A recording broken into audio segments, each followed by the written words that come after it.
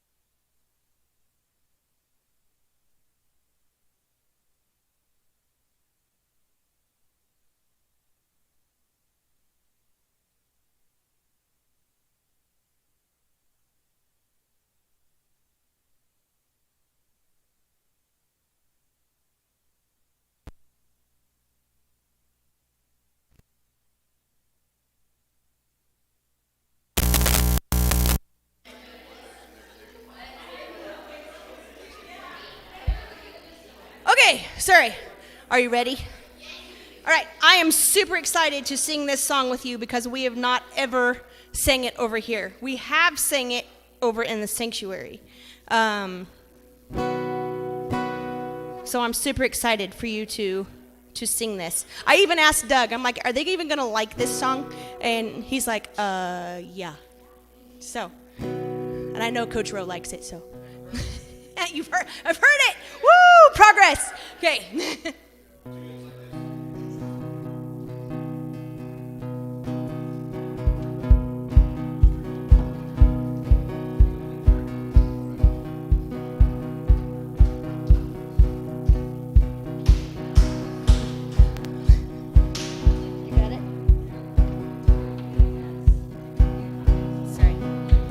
Shame is a prison as cruel as a grave.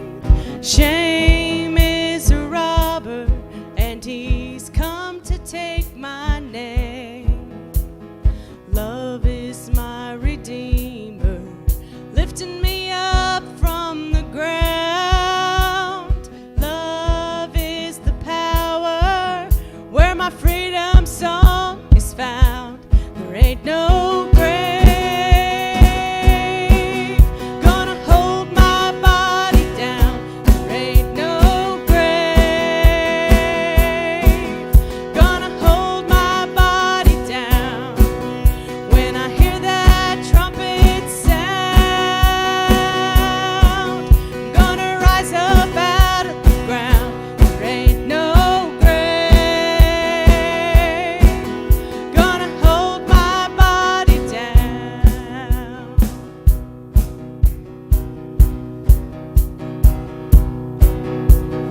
Fear is a liar with a smooth and velvet tongue. Fear is a tyrant, he's always telling me to run.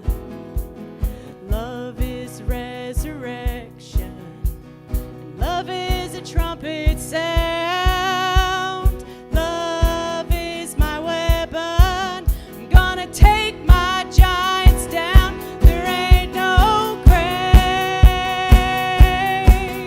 gonna hold my body down. There ain't no grave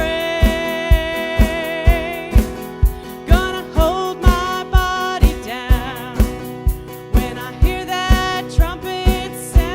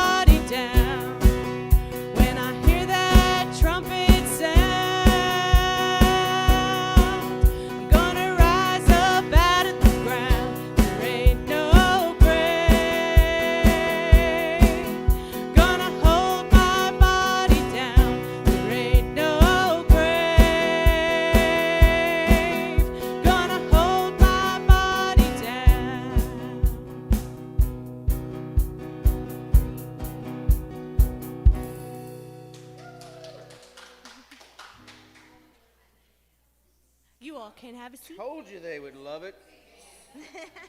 So, Thank you, guys. let me ask you a question. Have you ever had to wear big brother, big sister's clothes before? Hand-me-down clothes. Have you ever had to wear hand-me-down clothes? Not really? Wow, that really ramped up.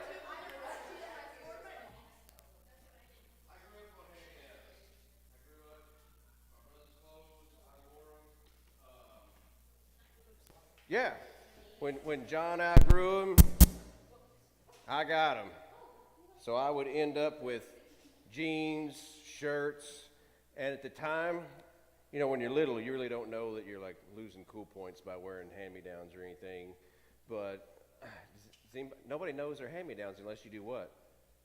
Unless you tell them. Like, well, this, you know, or how many people are going to recognize whether you're wearing like a brother or sister's clothes that are 4 years older than you?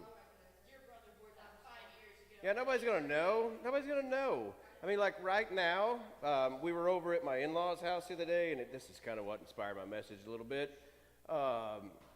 We were watching old videos of my wife in music recitals and stuff like that when she was in high school, old videos of her playing volleyball and getting off the bus and all kinds. When they won state and they were welcoming them back, or went to state, whatever, something state. Anyway, Lord Jean goes upstairs and starts digging through my wife's old clothes. Because what inspired it, I'm like, oh, honey, that dress you were wearing in that video, you should go get that and put that on because it's still in the closet at her mom and dad. I don't think those people throw nothing away. There are no clothes left anywhere in any closets that I wore as in high school. But that bunch of people, they save everything. So I told her, I even talked her into going and getting it and putting it on. Yeah. It still fit. I mean, it was still the same length. Put it on. I'm like, Lord Jean, you should wear that to prom. But that got shot down. But anyway, she starts digging through her clothes, and now she's starting to find stuff that she wants to wear. She had on a pair. Was that when there was overalls the other day that you got from up there? Yeah, she had a pair of overalls on that her mom wore when she was in school. Everybody says, oh, yeah. And so she's going to go back up there and start digging through all this stuff. And so, where is my clicker? You're going to keep up with me? You sure? Well, I'm not reading verses yet, but I mean, hey. Do you like my background? Yeah, I hadn't selected that after it told me I should select it. Well, yeah, I'm trying to be, I don't know, a little bit of springish and a little bit of hippie-ish, and you know, the paint swipe there, all that good stuff. So, how many of you, there's no way in the world you'd wear hand-me-downs? No way in the world. Is anybody in here that bougie? There's no way you would wear like what your mom wore when she was young. I know, because some of the bell-bottom pants are coming back in style. Not that your mom was in that era, but a lot of, or like all the girls in high school when I was there wore those pants that went up to their belly button. Yeah, like that's really your waistline is where your belly button is. This is not where your hip bones is not your waistline. Belly button is your waistline, okay? And the cowgirls all wore those Rocky Mountain jeans that went like all the way up here to their back, all of a sudden, and just looked like they were wearing a constant wedgie everywhere they went. You guys either wore Levi's or Wranglers. Wranglers were created by the devil because they're just uncomfortable. But anyway, my brother was into wearing cardigans and stuff like that. Yeah. Well, he had a. No, he wore pants that were called OP. OP was a brand back then. Stonewash was huge back in my era. Stonewash jeans were a big deal. If my pants looked like yours, Mom would patch them. That's how that went. And then the rocker era really started coming on, and then they were wearing ripped jeans and all that stuff. So then everybody started wearing ripped jeans. Let's see. My most embarrassing phase.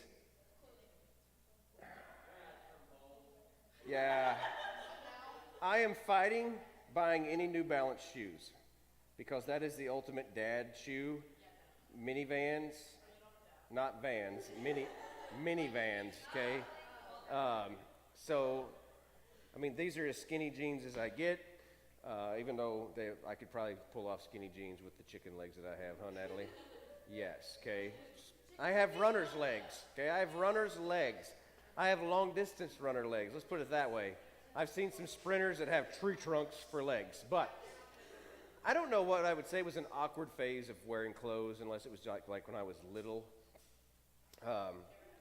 Whenever I was in 7th and 8th grade, it was kind of a preppy phase. I wore the same clothes my brother wore in high school because I wanted to be cool like the high schoolers. Yeah, and I didn't have social media to tell me if I was lame or not, you know. So now you have the opportunity to see who's not in style and who is.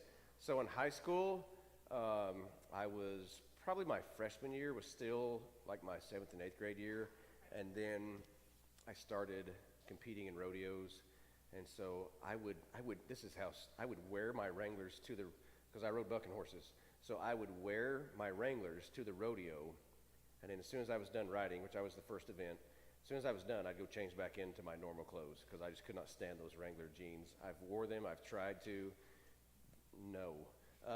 So I love being comfortable. Coach Rowe asked me the other day, he's like, do you ever miss wearing cowboy boots and your hat and all that stuff? I'm like, no. I'm sorry. I liked to ride a horse. I loved all that. I mean, I had a lot of fun. It's who I was at the time, and it's not who I am now. God has changed things. Not that I still have cowboy boots in my closet. I still have 3 cowboy hats in my bedroom. One of them is I wear to bale hay in. The other 2 just sit there. I still have my chaps. I still have all my saddles. Yeah, I still have all that stuff. And it was a romantic era of my life, I should say. I was chasing the dreams and that were dead ends and going nowhere. So just like this ramble that I'm going on, it's dead end and going nowhere. It's nowhere even related to my sermon. So anyway, it is. It's kind of interesting to. I'm not only a people watcher. I love to talk and quiz it from their minds and try to gather their thoughts and their thinking so I can understand them, how they were, because my job is to interpret teenagers. Just like I had a guy that is a youth pastor call me today, and he says, hey, I'm really feeling some urgency because this softball player that committed suicide, that was a nationally, her team won the national championship last year. She was so many awards she won and all this stuff. And you wouldn't think those people should have some kind of depression where they'd want to do that. But depression is not why people kill themselves. A loss of hope is why. But they put on there this week, it was on Facebook that 3 NCAA athletes had committed suicide this month. And when you count 3 out of how many thousands of NCAA athletes, that doesn't sound like a lot, does it? It doesn't sound like a lot until it's yours. Until it's your kid. Then it sounds like a lot because you're the one dealing with it. And so he was asking me my thoughts, and I won't go into the conversation because he asked me, he goes, I think we need to hear a word from you. I said, why? He said, because you've seen so much. I've read a lot of suicide notes, a lot of them, a lot of teenager ones, and ultimately they fall back on the opinions or weight of others that they can't handle. And so, I mean, you don't want to get on a tangent of talking bad about sports or activities of any kind of that nature, but if I could say anything right now, I would caution parents of how much pressure they put on their kids to be this because they can't handle it. And there's a lot of kids playing sports right now that don't want to because mom and dad are living their dreams through them, or they want to be that sport mom or that sport dad or whatever. And I know that's probably a small percentage that are out there, but and then not to get on sports, this was a deal about athletes, but I'm sure there's just on a level of being their kid, they put a lot of expectations and pressures on them and things. And I hope that, and my daughter sitting in the room, that if I ever start to do that to her, and this is me being open and honest, that she would tell me, like, hey, you're putting too much pressure on me. I mean, granted, we're going to want you to pass school, do your homework, get your grades, all this kind of stuff. But anything like that, I always want my kids to have an open and honest conversation with me. And I'm going to tell you, your parents will be thrilled if you just tell them how you feel. I mean, a lot of times we don't want to talk about it because you don't want to talk about to mom or dad, hey, I'm not really feeling this way. There's a whole lot of going on in my life right now. I'd like to sit down and talk to you about it. And so maybe God did swing the first part of this way, because maybe some of you tonight need to have a conversation and say, hey, just letting you know this is how I feel. Because if nobody ever knows how you feel, can anybody ever start to help you at all? It's like, we always say it's like divorces. There's two sides to everyone.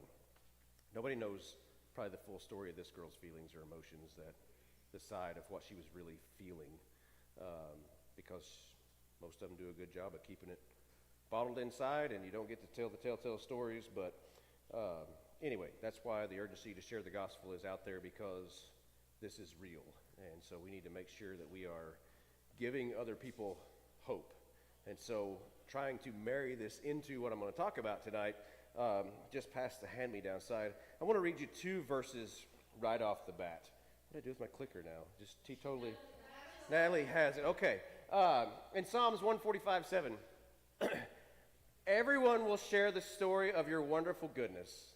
They will sing with joy about your righteousness. And in Acts, the next one, but he never left them without evidence of himself and his goodness. For instance, he sends you rain and good crops and gives you food and joyful hearts. Now, what I want to talk to you about these two verses is we are going to be looking at the topic of faith.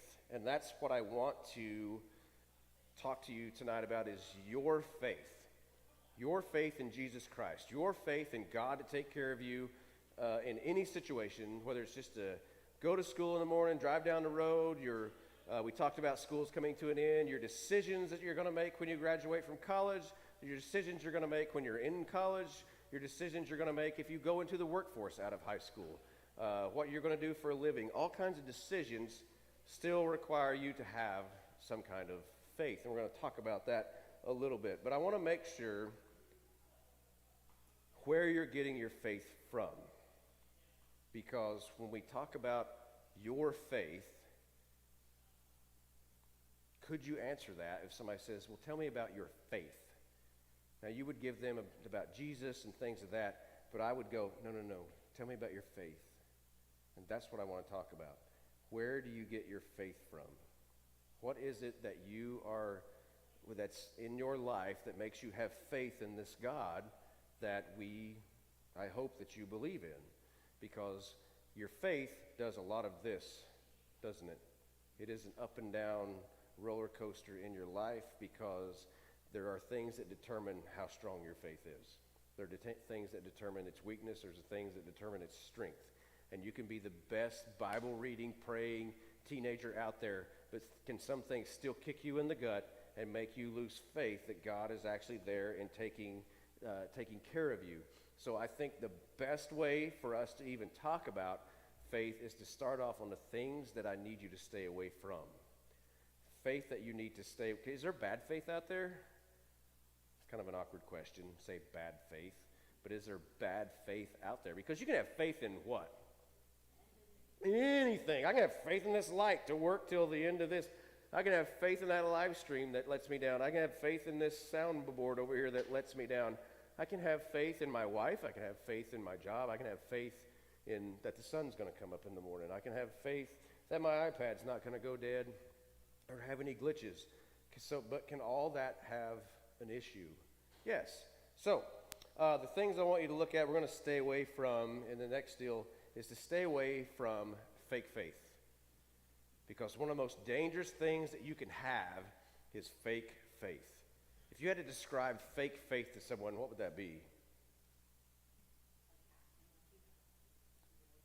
Acting like you have it all together. Just like we were talking about this young lady. Probably, at the time, is acting like they have it all together. Have you ever been that person, acting like you have it all together when you really don't have it all together? Like, this sucks and I don't want to be a part of this, but I'm going to keep on smiling and I'm going to keep right on going through, and I'm going to make you feel like I'm the best person walking the earth, because that's what we do when we do, oh my gosh, we got to do it now.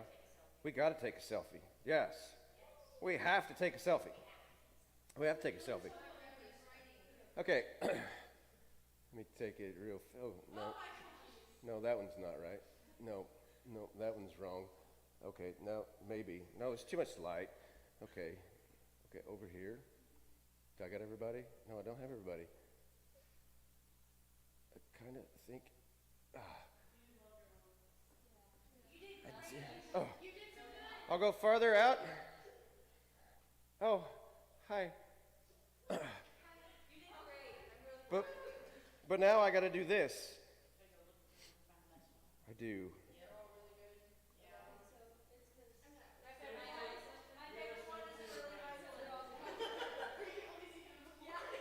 Do what?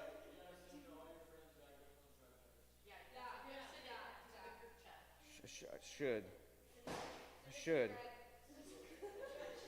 Which Greg is right on my Instagram right now. That's hilarious. I took a lot of pictures, right? Why do we go through to make sure which one's the best one?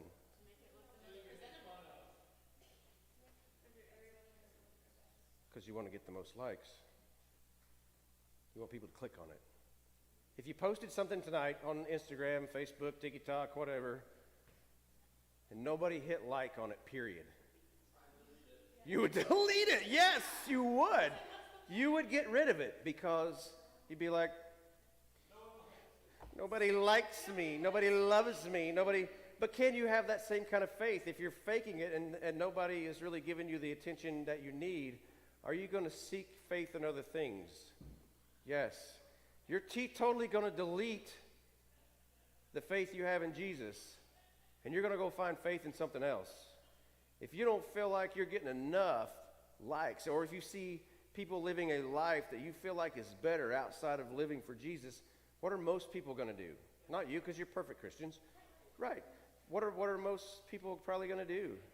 They're going to go to that because they want the most likes. They want the. You ever hung out with a friend just for the popularity of that person? I have. I've hung out with the people just for the popularity, just so I could be noticed. Because I grew up with a disability, and so I was kind of in between. I was in between the cool kids and the ones that, when I was in school, the kids smoking and doing pot and all that, and drugs and everything else. Well, they didn't. They were over here. Nobody. They just didn't. They weren't cool. They were the outcasts. Just kind of went somewhat now, but I was in the middle. Is anybody in the middle? Like, you're in the middle. I'm not really cool. I'm not really an outcast. I've got just enough friends to make me feel like I have stuck a flag in the ground. Yes. If you think you're cool, then I think that's what you're trying to achieve. You're looking for coolness, you know. I'm glad that word cool has never, lost its... Cool has been cool to say since... It means gay now? Okay, no. Thank you for almost messing my whole world up there. Yes. So, in 2 Timothy 3:5, it says, they will act religious. Oh my. But they will reject the power that could make them godly. What does it say? Stay away from people like that. People who think they have it all together. People that you feel like are religious, but fake. People come to church on Sunday and Wednesday, but you see them doing what they shouldn't do. It's kind of like going to the bar on Saturday night, wearing the same clothes you wore to the bar on Sunday morning, but just spraying perfume on yourself so nobody can smell the cigarette smoke and the liquor on your breath. That's what it would be like, because those people are toxic to be around. So, my question, where faith comes from. We're going to be in 1 Timothy 1:5. The purpose of my instruction is that all believers would be filled with love that comes from pure heart, a clear conscience, and genuine faith. The purpose, even for me tonight to you, because Timothy was under Paul, so he had the best teacher to be under. Paul had two churches that he was really fighting with. He he had the Philippian church, which he was in love with. They were an amazing church. Then he had the Corinthians, the Corinth church. They were incest in there. They were drinking the sacramental wine to get drunk. It was a crazy, unruly church that Paul was trying to lead, and it was just jacked up. I still tell my friend Brandon Flynn at Corinth I would rename that, but no. I know it's different. But the Philippian church would tell Paul how much he loves them, and Paul would tell them how much he loves them, same as he told the Corinthian church. But he had these two people that were, I'm a church, I'm religious, but we're jacked up over here, and I had the real church over here who was seeking God's face, seeking God's word. Which one should you want to be a part of? The Philippian church, yes. So the purpose of my instruction is kind of like what Timothy is saying. The purpose of my instruction is that all believers would be filled with the love that comes from a pure heart, a clear conscience, and a genuine faith. Does that mean you won't sin? No. We're constantly to be seeking a pure heart. And we get a pure heart, how? You get it, yeah. Your heart becomes pure when you're saved, but can it be tarnished again by something else? Sin. So when we have sin come into our life, what are we supposed to do with it? Repent. Yeah. Progressive sanctification. Yes, those big words. How do you get a clear conscience? How do you get a clear conscience? Asking for forgiveness, and then you got to work it out. You got to talk through it. Maybe it's a clear conscience by talking to someone that you're friends with, that you got some issues with. Genuine faith that you fully have put your faith and trust in Jesus Christ. You have genuine faith that he is who he says he is. Even when you have the bad days, you feel like he's still going to come through. Now, next question. Feelings versus faith. Are they two different things? Yes. I can get up here and preach, and I can tug at your emotional heartstrings, and I could talk you into this fake salvation. I could tug at your emotional heartstrings and get you to do this, this, or this. A good speaker can really grab a hold of your emotions and twist you and turn you if he wants to, but I don't want to do that. I want to make who? Yeah, you're being hypnotized. Watch my watch. Watch my watch. No, it's what it used to be. Feelings can be crushed in any moment. Feelings are your emotions. Faith is a decision.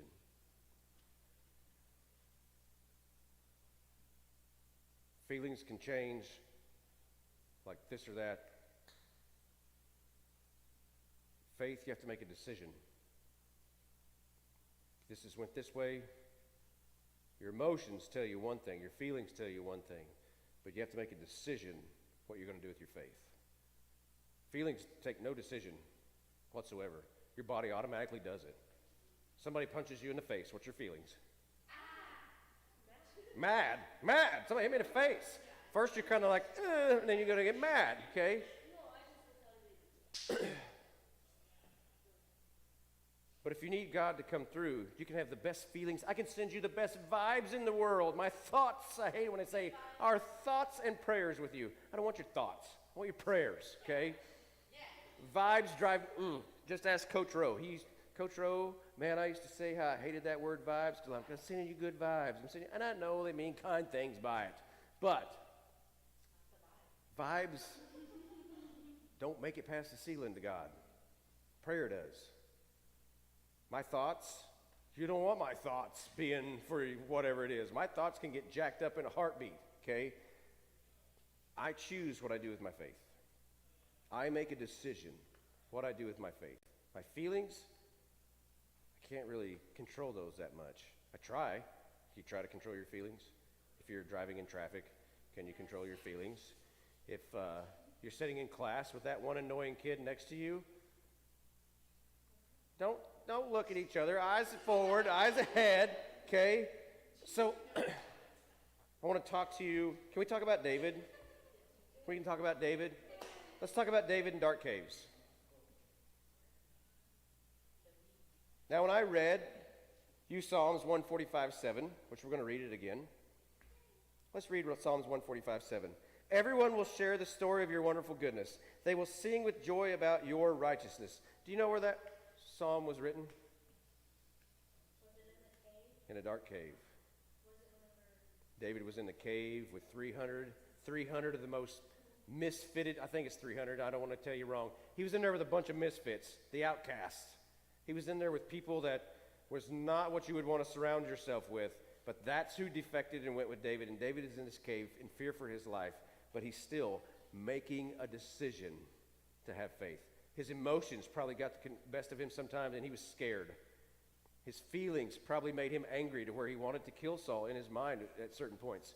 If some guy was chasing you across the countryside trying to kill you, what would you want to do back to them? Yes, yeah. It's a no-brainer. You don't want to die, right? David is in a cave surrounded by crap, by the most misfitted. Just think of, there's one. Think of the most annoying class setting you have during the day. Pick those annoying people out of that class and then go sit in a dark cave with them and try to figure out how you're going to survive. You're going to kill them. So, but when you read this verse, yes. When you read this verse, though, do you think that's where David was? You wouldn't know it if I didn't tell you, right? You wouldn't know that David was in a dark cave in fear for his life if you read this verse. For everyone will share the story of your wonderful goodness. He had a decision to make. Do I make a decision to be a part of God's goodness, or do I whine, cry, and sit in this spot? It says they will sing joy about your righteousness. You wouldn't think that would be something that you would say. Now, next one I don't want you to do. I want you to stop borrowing other people's faith. Do you feel like you can borrow other people's faith? Because this is what happens. You sit here in this youth class tonight, and you have a group of friends who come with you. Let's role play. Riley.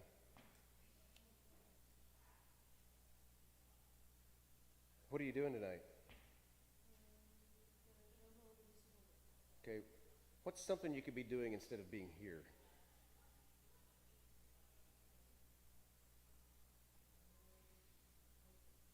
What's something you have done other than go to church?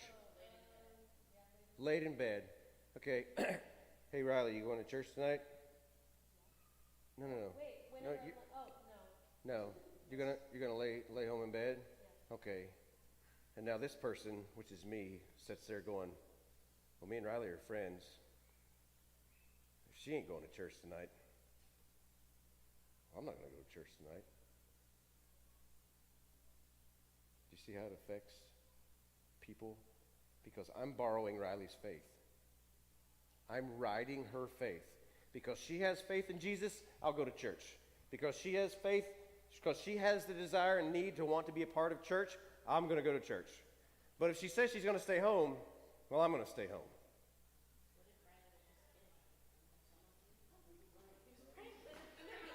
Right. But this is the reason I put on Facebook or on Instagram today on my story. Please don't let, because someone's not coming tonight, determine whether you come. I will come get you. Don't ever let it determine whether they're here, she's here, he's here, they're not here, whatever, on whether you come worship your Savior. Because I don't want you to be the person who's borrowing your faith from them. Because I've done it. And I've seen countless teenagers do it. And I feel bad because I know they're just borrowing the faith. There's empty chairs here tonight. Some of them because of a sport that pulled them away. Some of them because someone couldn't be here. And now they can't be here. We will find a way if you want to be here. We will get you here. Somehow, some way, we will make it happen. So, let's talk about David. 1 Samuel 17:28. But when David, let's want to talk about when David goes to the battle where Goliath is doing his thing, and David's brothers are there, and and David's father Jesse sent him to deliver food to his brothers. In 1 Samuel 17:28 it says, "But when David's oldest brother Eliab heard David talking to the men, he was angry. 'What are you doing around here anyway?'"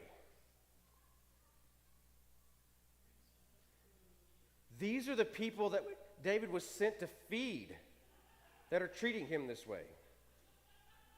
So when David shows up to this battle, he has to show up with what kind of mindset he's going to be able to take by his first contact. His first contact showing up to the battle that God has ordained him to take a part of was negativity. So you have a decision to make. Is he going to let my anger take over, or is he going to keep having faith for the job that he was sent there to do? Because the job he was sent there to do was what? Feed his brothers. That was it. His only chore Jesse sent him there for was to feed his brothers at the battle. So David leaves his sheep, goes forward. But faith is built on this. See that word right there? This. Let's look at this. 1 Samuel 17:34-37. But David persisted. "I've been taking care of my father's sheep and goats," he said. I'm sure he said it in an angry manner. "When a lion and a bear comes to steal a lamb from the flock, I go after it with a club and rescue the lamb from its mouth. If an animal turns on me, I catch it by the jaw and club it to death. I have done this to both the lions and bears, and I will do it to this pagan Philistine, for he has defied the armies of the living God. The Lord who rescued me from the claws of the lion and the bear will rescue me from this Philistine." Now, what I want you to understand is David showed up with the word that we need to look at, and it is in verse 36. "I have done this." Your faith is your faith. That's why I say don't borrow it off the person next to you, whether you are following Jesus. Don't borrow the faith off the person next to you or your best friend or your mom, your dad. Chloe, can you borrow the faith from your dad because he's a preacher? No, I don't want my daughter to borrow my faith. I don't want my daughter to borrow my wife's faith. It needs to be your genuine faith. And David showed up and said, "Because I've done this, that over there, I'm going to go kill that uncircumcised Philistine," because he had done a this. And I would venture to say that everybody sitting in this room has a this in their life, where you have had to see God's come through because of faith that you had in him, that you have a this. Some of you in this room tonight may not have salvation. You haven't seen a this. Tonight is your this. God has brought you here tonight because of this. Tonight's the night you start your faith in Jesus Christ. You surrender and say, "I'm not saved. I've been riding false faith for a long time, telling people I'm saved, and I don't want to ride this false faith anymore. I don't want this. I wanted this. I want my salvation to be real." Some of you may be like, "I've been baptized already. Oh my, how can I do this?" Exactly. It's your faith. It's not the person next to you. It's not anybody else's faith but yours. He walks up and he says, "I've done this. I've killed lions and I've killed bears as a boy. So how much more can I do now?" The funny thing I saw the whole story, I love when David walks up to Saul and Saul goes, "Well, here, take my armor. Wear it." Remember? He says, "Here, take my armor." They put it all on him. And he says, "I can't wear this." You know what I want you to do? Stop wearing people's faith that hadn't been working for them for 40 days. Because that's what Saul was doing. Saul was sitting there with the same armor, the same sword, and that Philistine's still alive over there. Do I need to be borrowing the guy's faith who didn't have enough nerve to go out and fight the battle for God? No.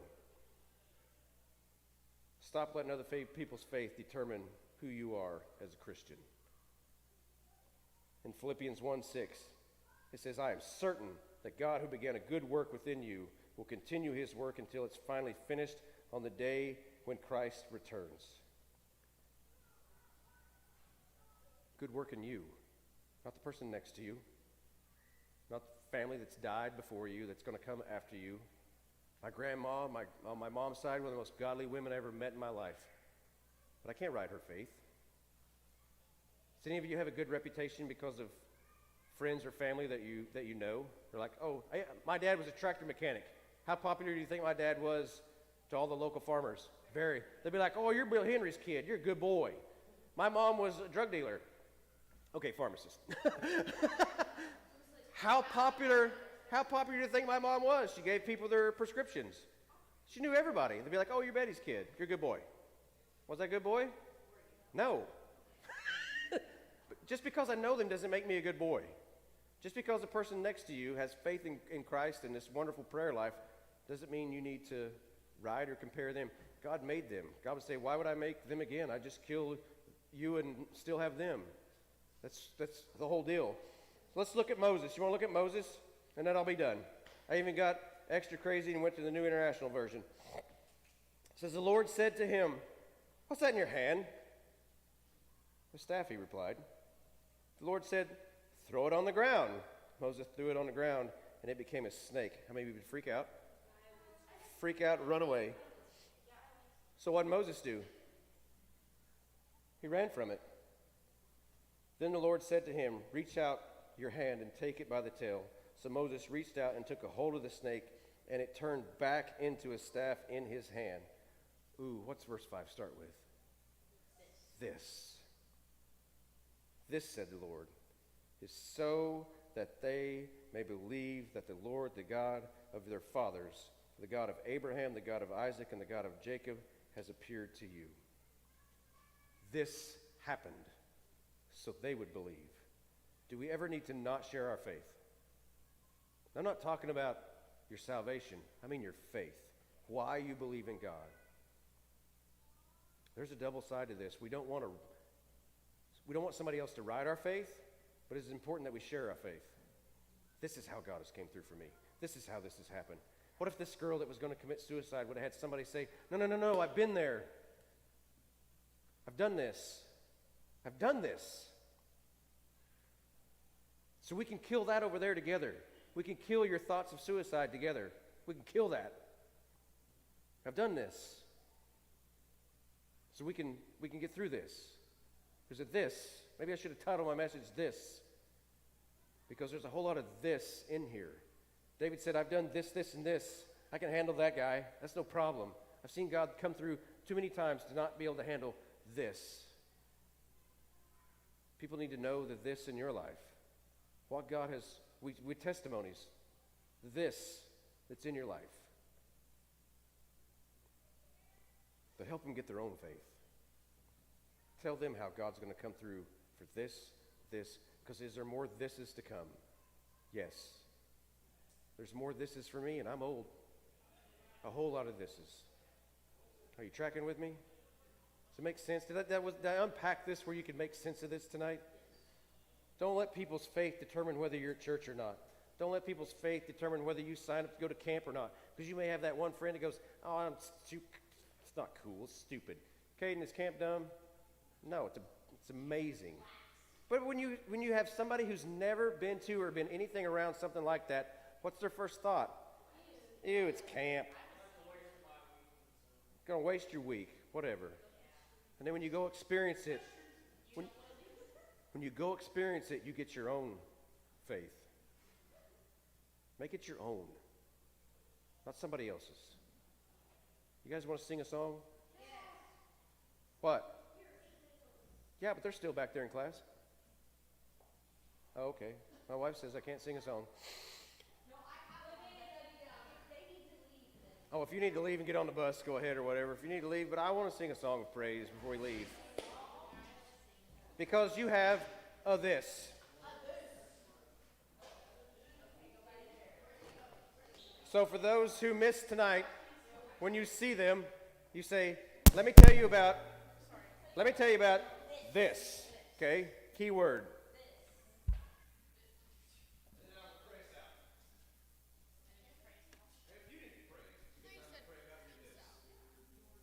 This is a good song to pray about your this. I would encourage you, if you have a this, it'd be a great time to pray about this. That's better.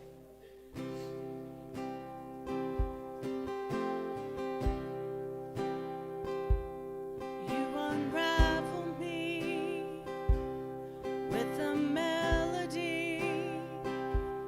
You surround me with a song.